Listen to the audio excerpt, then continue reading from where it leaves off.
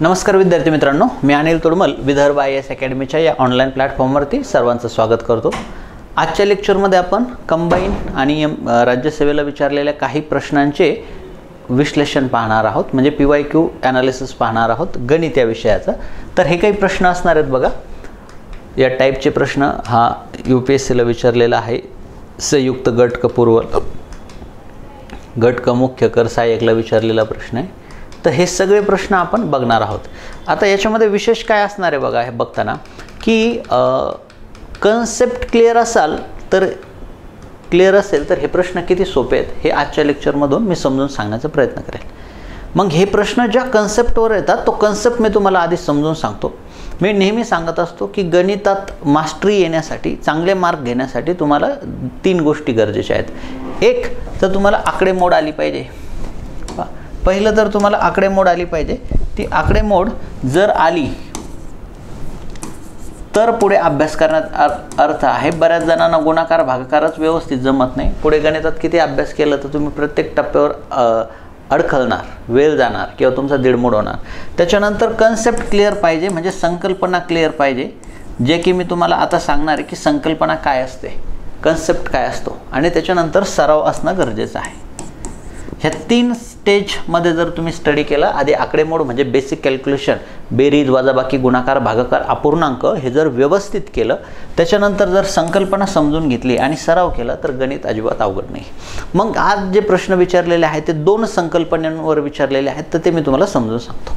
तर मी जर म्हटलं की एक 50 जणांचा वर्ग आहे, एका वर्गात 50 विद्यार्थी आहेत, 50 विद्यार्थी आहेत। मग ह्या 50 विद्यार्थ्यातले काय करतात, 30 जण कबड्डी खेळतात, 30 जण कबड्डी खेळणारे आहेत,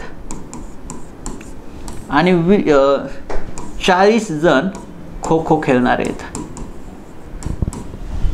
50 जणांमध्ये 30 जण कबड्डी खेळतात, 40 जण खो खो खेळतात, तर हे मिळून होतील 70। पण वर्गात तर 50च विद्यार्थी आहेत, हे मिळून 70 होतात। वर्गात तर 50च विद्यार्थी आहे, मग 50च्या वरती जे जातील, टोटलच्या वरती जे जातील, किती जातात टोटलच्या वरती?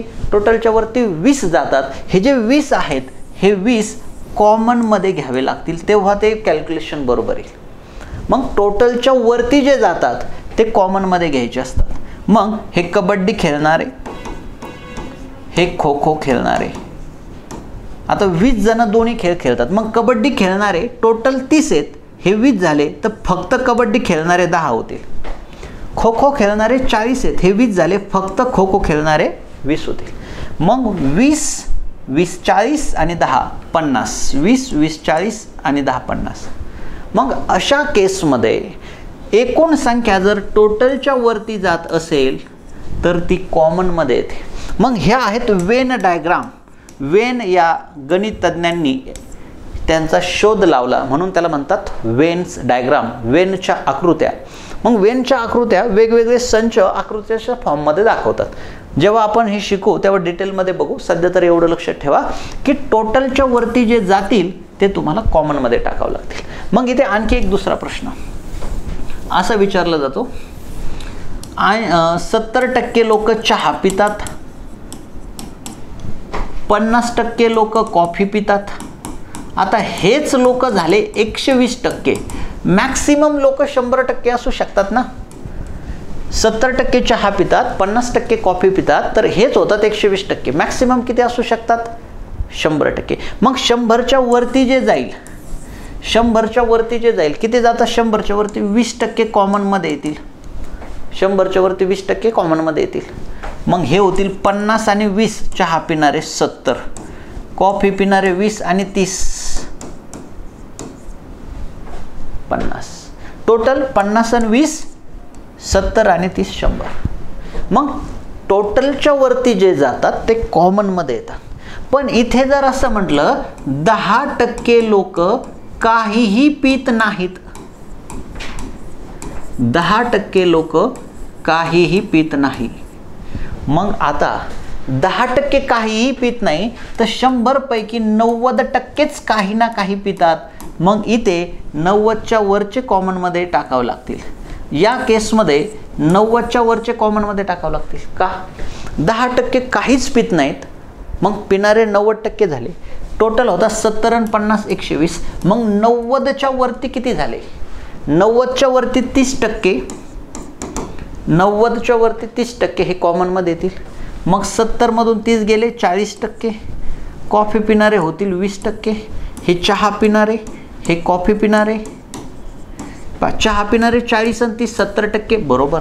कॉफी पिणारे 30 आणि 20 50% बरोबर. एकूण 40 30 70 20 90. 40 आणि 30 70 आणि 20 90. काही ना काही पिणारे 90%.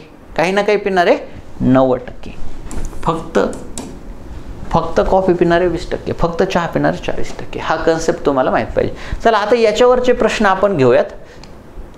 एका शाळेमध्ये 50 विद्यार्थी आहेत. टोटल 50 विद्यार्थी आहेत. काही विद्यार्थी फक्त इंग्रजी बोलतात, तर काही विद्यार्थी फक्त हिंदी बोलतात. 10 विद्यार्थी इंग्रजी व हिंदी बोलतात. कॉमनमध्ये येतील 10 विद्यार्थी हे इंग्रजी बोलणारे, हे हिंदी बोलणारे. 10 विद्यार्थी इंग्रजी व हिंदी बोलतात. इंग्रजी बोलणारे 31 विद्यार्थी आहेत. इंग्रजी बोलणारे 31 आहेत. टोटल 31 आहेत इंग्रजी बोलणारे, याचा अर्थ टोटल 31 आहेत.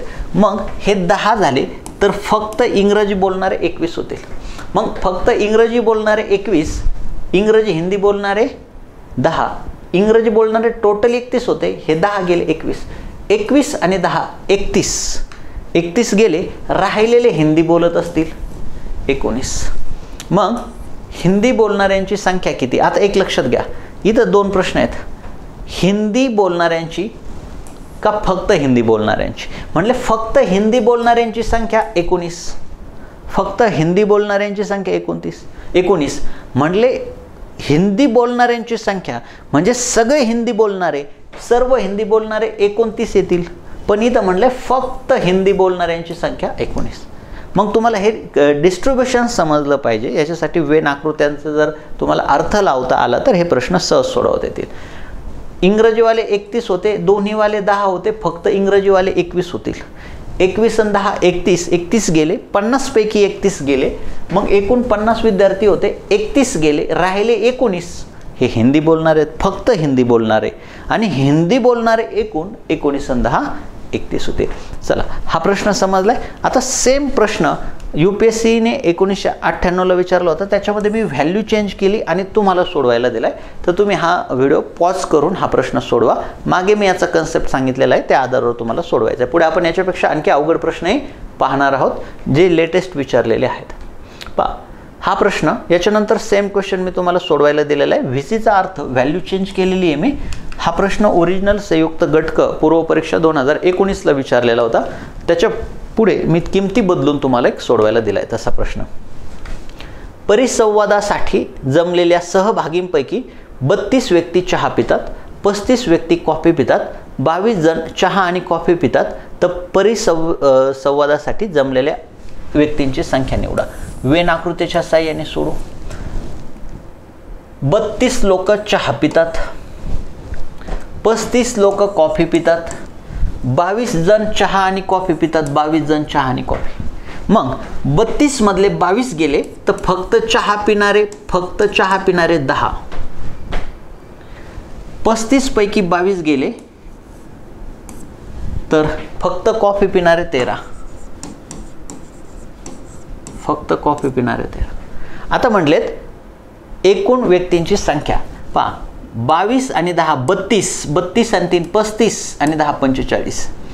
खाली 45 ऑप्शन आहे, तुम्हाला हे ऑप्शन याच्यामुळे दिसत नसेल. एकूण व्यक्तींची संख्या 45. मग असा प्रश्न तुम्हाला आणखी एका ट्रिक्सने सोडवता येतो. कन्सेप्ट हा आहे की 22 जण दोन्ही पण पेय पितात, 32 पैकी मग राहिले चहा पिणारे 10.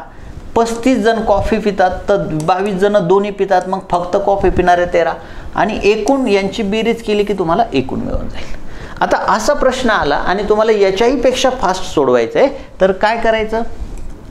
32 चहा पितात, 35 कॉफी पितात, 32 चहा पितात, 35 कॉफी पितात, दोन्ही पिणारे त्यातून वजा करायचे.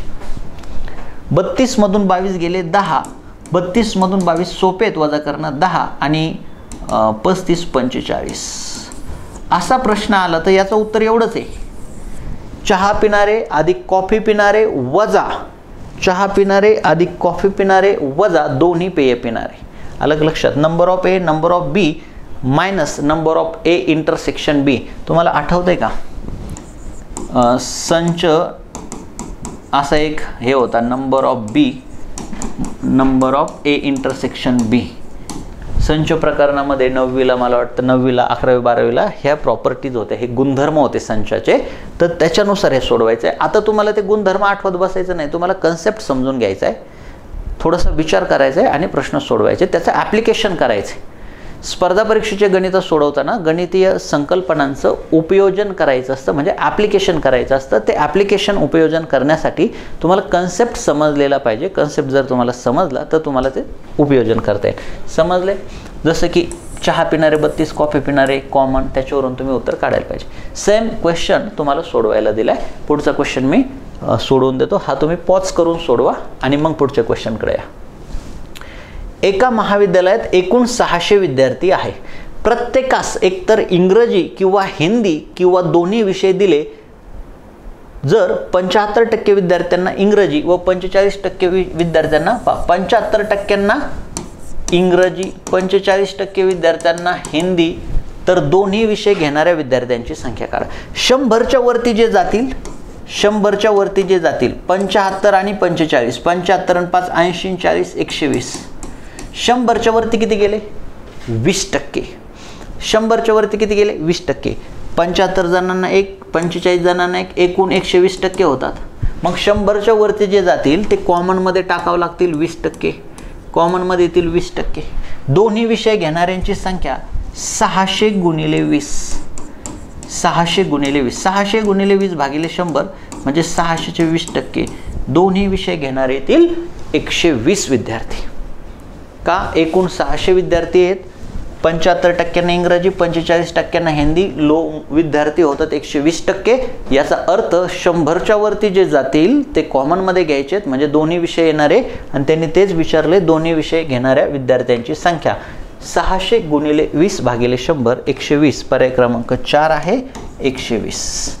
गट क मुख्य 2022 कर सहाय्यकला विचारलेला प्रश्न आहे. सेम क्वेश्चन आहे, तुम्हाला सोडवायला दिला आहे मी. फक्त याच्यामध्ये 2 किमती बदललेल्या आहे.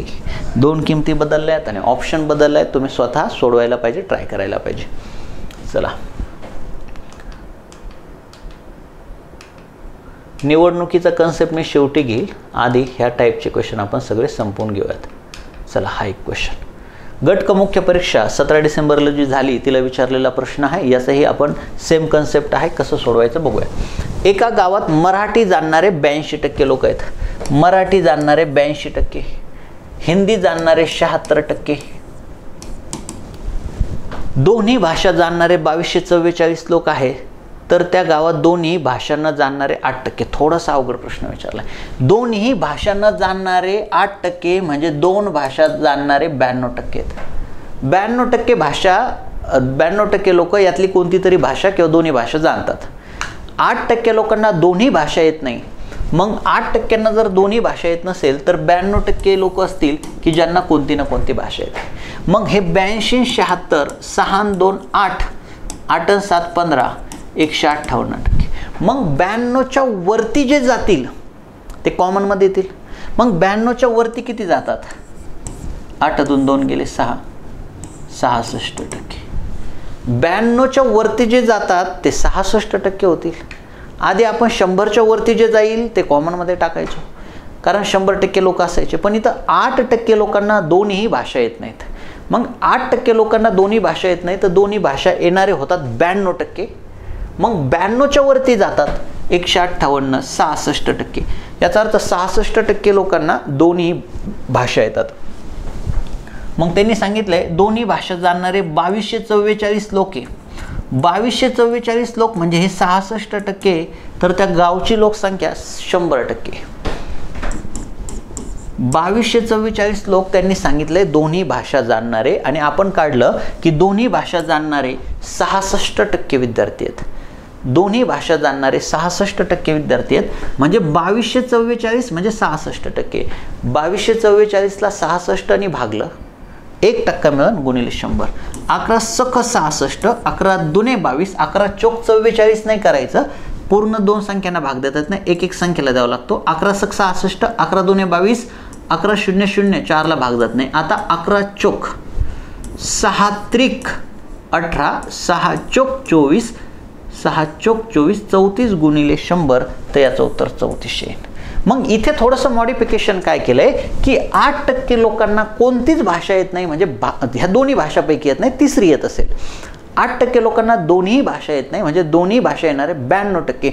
मग 92च्या वरती जे जातात, हे 92च्या वरती जे जातात ते 66% ते कॉमन मध्ये येतील, म्हणजे दोन्ही भाषा जाणणारे. आणि ते दिलेले आहेत 2244 दोन्ही भाषा जाणणारे, तर आपल्याला एकूण काढायचे 100%. सेम क्वेश्चन तुम्हाला सोडवायचा. याच्यामध्ये मी फक्त किमती बदलल्यात, अलग लक्षात, मागच्या प्रश्नावरून व्हॅल्यू चेंज केल्यात आलेल्या प्रश्नामध्ये तुम्हाला सोडवायला देण्यासाठी.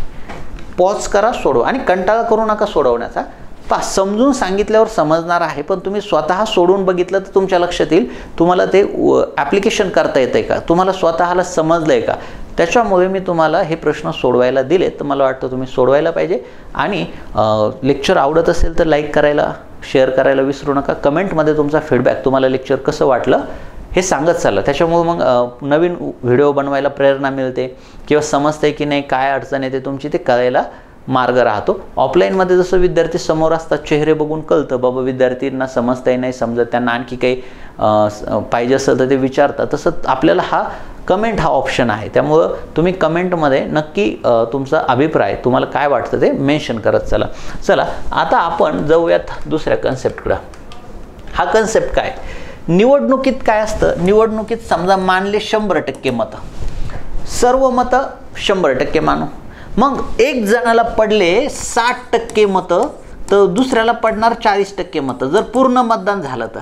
आयडियल कन्सेप्ट असा आहे की 100% मतदान झालं असं मानू, 100% मतदान झालं असं मानू, एकाला पडले 60%, दुसऱ्याला पडले 40%. तर याचा अर्थ असतो हा जिंकणारा 20% मताने जिंकेल, 20% मताने जिंकेल, म्हणजे याच्यापेक्षा याला 20% जादा मिळाले. मग जर म्हटलं की तो 600 मतांनी जिंकला, मग 600 मतांनी जिंकला, हे बाजूला ठेवा, थोड्या वेळ कन्सेप्ट सांगतोय. 600 मतांनी जिंकला म्हणजे 20% जिंकला. 20% म्हणजे 600, तर 1% म्हणजे 30.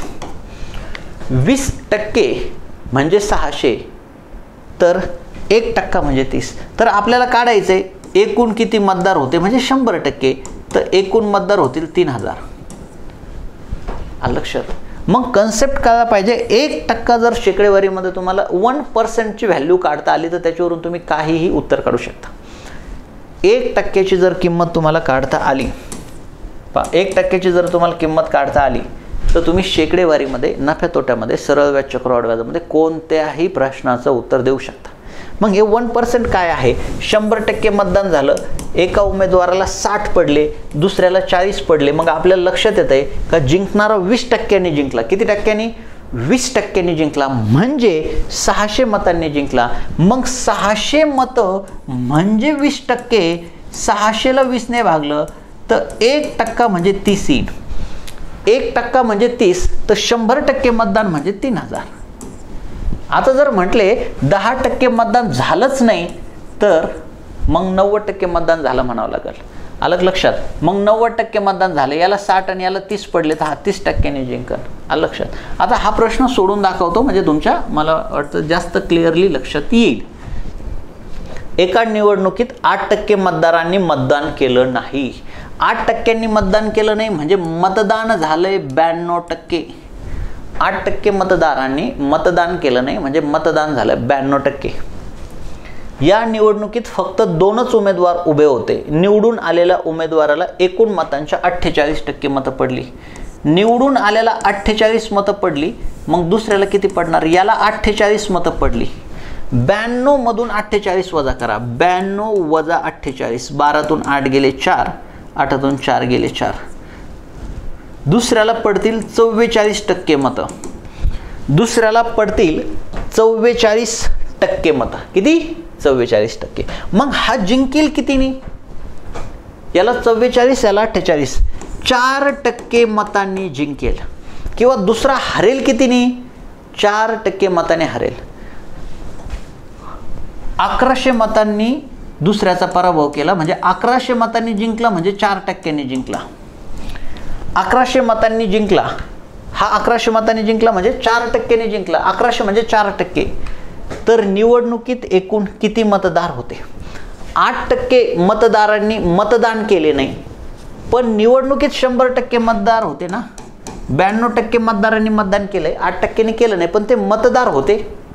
मग आपल्याला इथं किती 100% रक्कम काढायची. 4 दुणे 8, 3 उरतील, 4 7 28, 4 25, 27,500 एकूण मतदार म्हणजे 100% काढायचे होते. मग 4%ने जिंकणार म्हणजे 1100ने जिंकणार, किंवा दुसऱ्याला 4%ने हरवलं म्हणजे 1100 मतांनी हरवलं. 1100 म्हणजे 4%, 1100ला 4ने भागलं की 1% म्हणजे 275, तर 100% म्हणजे 27,500. 100% म्हणजे 27,500. मग तुम्हाला हे कळलं पाहिजे, जिंकणारा 4%ने जिंकतो तेव्हा हरणारा पण 4%ने हरतो. 1100ने हरला म्हणजे 4%ने हरला. 1100ला 4ने भागलं 1%, 275, तर आपल्याला 100% काढायचे 27,500. चला, सेम क्वेश्चन तुम्हाला सोडवायचा आहे. पॉज करा, सोडवा, त्याच्यानंतर मी सोडून दाखवतो. राज्यसेवा पूर्व परीक्षा 2013ला विचारलेला आहे. आता हाच पुढे कंबाईनला एक तर किमती बदलून येतो किंवा असाच्या असा येऊ शकतो, म्हणून हे प्रश्न तुमच्यासाठी महत्त्वाचे आहेत. मग हे आलेले प्रश्नच्या मागे कन्सेप्ट काय आहे हे समजलं तर हे सोडवणं खूप सोपं आहे. बरेच विद्यार्थी मित्र कन्सेप्ट आपलं समजून घेत नाहीत आणि तसंच सोडवण्याचा प्रयत्न करतात. तेवढ्यापुरती तेवढी ती ट्रिक्स लक्षात राहते, पण नंतर परत प्रश्न आले की सोडवत येत नाही. एकदा कन्सेप्ट क्लिअर असेल तर तुम्ही कधीही तो प्रश्न सहज सोडवू शकता. एका निवडणुकीत 12% मतदारांनी मतदान केलं नाही, म्हणजे मतदान झालं 88%. फक्त 2 उमेदवार होते. निवडून आलेल्या उमेदवारास एकूण मतांच्या 45% मतं पडली. याला 45% मतं पडली, 88 मधून 45 गेली, तर दुसऱ्याला पडतील 8तून 5 गेले 3, 8तून 4 गेले, ओके. एकाला 45% पडले म्हणजे दुसऱ्याला 43% पडतील. एकाला 45% पडले म्हणजे दुसऱ्याला 43% पडतील. म्हणजे हा 2%ने जिंकेल किंवा हा 2%ने हरेल. 1200 मतांनी दुसऱ्याचा पराभव केला. आता हे 1200 मतं म्हणजे हा 2%नी याने दुसऱ्याचा पराभव केला. 1200 मतं म्हणजे 2%, मग 1% येईल 600. आपल्याला म्हणलंय एकूण मतदार 100%, याच्या पुढे 2 शून्य येतील, एकूण मतदार 60,000 होते. 600 गुणिले 100 60,000, एकूण मतदार 60,000. अशा प्रकारे तुम्हाला हे सगळे प्रश्न सोडवायचे होते. कन्सेप्ट समजला आणि मग प्रश्न सोडवले तर खूप सोपं आहे. कॅल्क्युलेशन तुम्हाला आले पाहिजे, खूप सोपं आहे. बेरीज वजाबाकी गुणाकार भागाकार काही अवघड नाही आहे. तुम्ही सर्व नियम जर व्यवस्थित समजून घेतले, थोडी प्रॅक्टिस केली तर ते तुम्हाला येऊन जाईल. त्यानंतर कन्सेप्ट समजून घेतले आणि मग उदाहरणं सोडवले तर हे खूप सोपं आहे. आता ज्यांना बॅच जॉईन करायचे आहे, आपण एक गणित बुद्धिमत्तेची बॅच सुरू करतोय. त्याच्यामध्ये गणित बुद्धिमत्तेचं एकदम बेसिक कॅल्क्युलेशन पासून, कन्सेप्ट पासून तर PYQ पर्यंत सर्व काही आपण कव्हर करणार आहोत. बॅच 10 सप्टेंबरला सुरू होईल. तुम्ही 10 सप्टेंबरपर्यंत वाट बघा. 10 सप्टेंबरपासून आपण बॅच सुरू करतोय. शिकवणं आवडत असेल, समजत असेल तर लाईक शेअर करत जा, कमेंटमध्ये अभिप्राय देत जा. आणि बॅच जॉईन करण्यासाठी तुम्ही 10 सप्टेंबरपर्यंत थांबा. 10 सप्टेंबरला आपण नवीन बॅच सुरू करतोय. तुमच्या काही सूचना असतील तर तुम्ही कमेंटमध्ये नक्की देऊ शकता. मी कमेंट सर्वांच्या वाचत असतो, ज्याच्यावरून मला आयडिया येते की तुम्हाला काय अपेक्षित आहे, लेक्चर आवडतं किंवा आवडत नाही. असंच आपण एकदम सर्व टॉपिक एकदम सोप्या बेसिक कन्सेप्टपासून ॲडव्हान्सपर्यंत पाहणार आहोत. धन्यवाद.